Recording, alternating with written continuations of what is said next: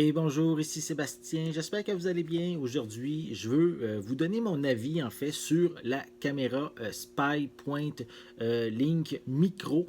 J'en ai déjà fait la présentation il y a quelques semaines.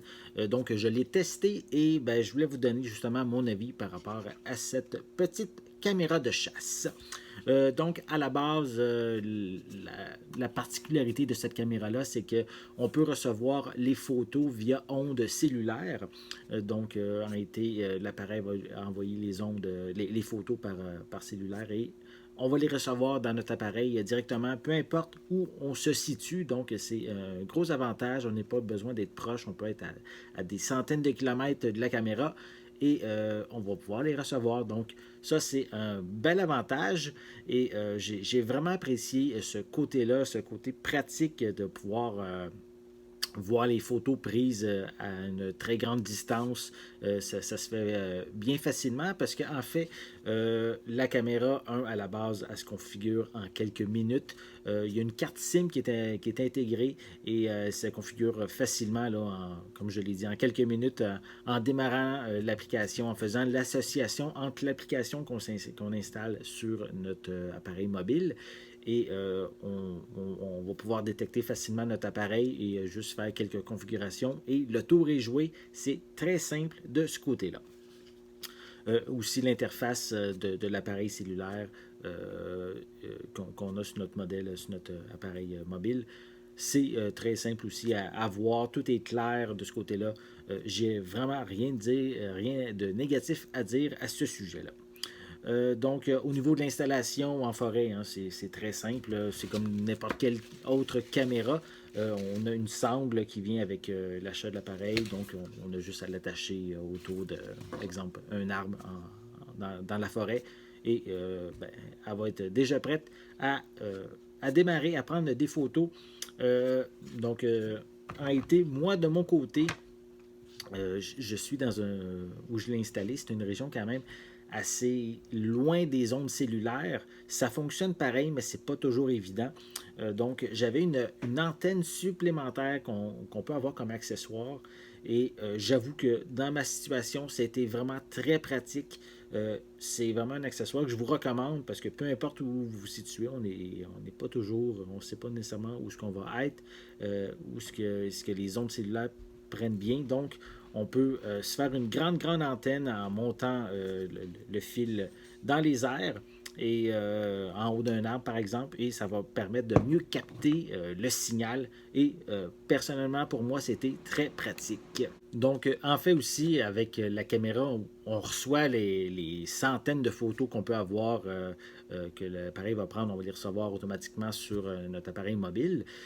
Mais ça vient avec un forfait. Le premier mois, c'est illimité. On reçoit toutes les photos qu'on a. Et par la suite, on peut sélectionner le forfait qu'on désire et payer un montant mensuellement ou annuellement selon le nombre de photos qu'on désire recevoir. Et donc, de ce côté-là, c'est bien, c'est intéressant. On a différents forfaits selon différents prix. Je ne veux pas parler de prix ici, puisque tout dépendant quand vous allez regarder la vidéo, peut-être que les prix vont avoir changé. Donc, je vous réfère au site de SpyPoint pour justement découvrir les différents forfaits. Par contre, les 100 premières photos à chaque mois sont gratuites, peu importe que vous ayez un forfait ou non. Donc, c'est quand même bien apprécié de leur part d'avoir des photos gratuites. Donc, peut-être un point ou un point négatif que je peux mentionner, c'est la qualité des images qu'on reçoit. C'est pas toujours très détaillé. Ça prend des photos en 10 mégapixels. Donc, oui, il y en a quand même des grandes photos, mais je trouve que la résolution est si floue, il manque de détails par moment. Ça n'empêche pas de voir les animaux, de bien les distinguer, mais je m'attendais peut-être à avoir une meilleure qualité photo pour ce type de caméra-là. Euh, le problème majeur, je dirais peut-être pour la caméra, c'est peut-être son problème de batterie. Donc, parce que à l'intérieur, il faut installer. Attendez, il faut installer 8 batteries AA.